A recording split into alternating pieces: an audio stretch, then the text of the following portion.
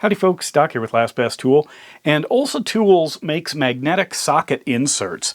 They're these little hexagon-shaped things with magnets on the back. Depending on the size, it might have 2 magnets, 3 magnets, or 4 magnets, and they're designed to slip into most any socket, whether 6 or 12 point. So for under 10 bucks, you can buy a set of these things and turn in a good chunk of your rail into magnetic sockets. Now you can buy specialty magnetic sockets.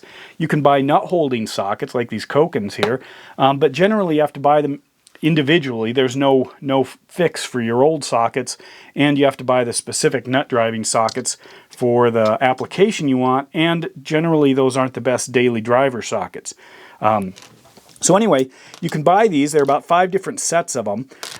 They come in a little tube like this, or a paper tube, and they're all connected.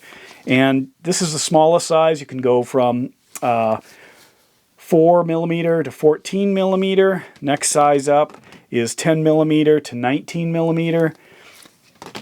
Above that is 18 millimeter to 24 millimeter. And then 21 millimeter to 32 millimeter, and on the fractional side, we've got 11/32 to 7/8. So here is the fractional side. You can tell because it's red, but you can also see that it has the strength to hold this bolt.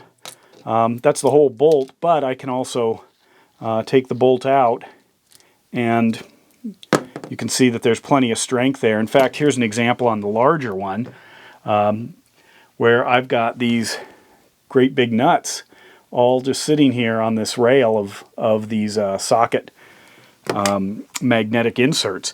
So to insert one, all you do is free it from its string here, and I find that using something like the flush cutting pliers works great, but of course you could use a utility knife as well.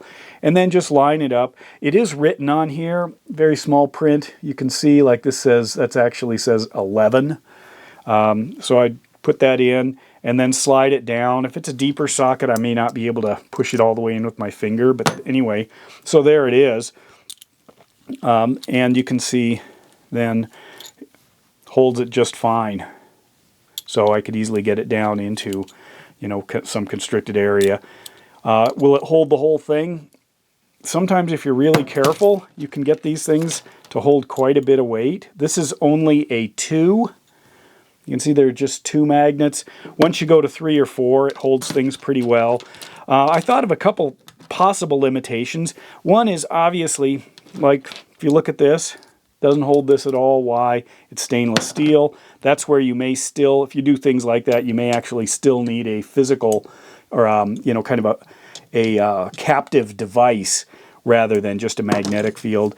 And I did wonder also if you had these capped nuts, if that was going to create a problem. It has something to do with the depth of the socket, but in general, you can see how far in this nut goes because there's plenty of clearance in that hole.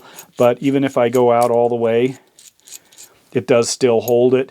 And as I look in there, I can see that there is just a touch of a gap in where these actually line up, but works just fine there. If you put it into a real shallow, like this impact, you do lose, the thickness of it, which it could be considerable. So, your mileage may vary. But of course, you could also throw it into a great big deep one and gain the benefit there. There's another example on this one. Here's a 19. And you can see there's still plenty to grab that nut. And this is a shallow socket. So definitely something to think about if you want to try something like this. They're available on the Olsa site. I'll put a link there. But overall, it's kind of a unique tool, and it's an inexpensive way to get into a magnetic socket set, which, all you got to do, choose the one you want and smooth it out and drop it in. Anyway, with that, Doc out.